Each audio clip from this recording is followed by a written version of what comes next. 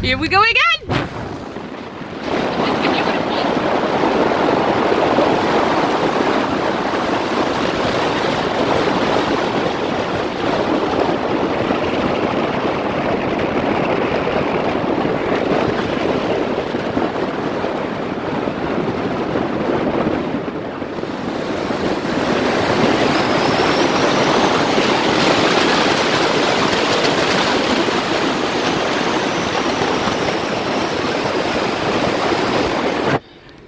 What?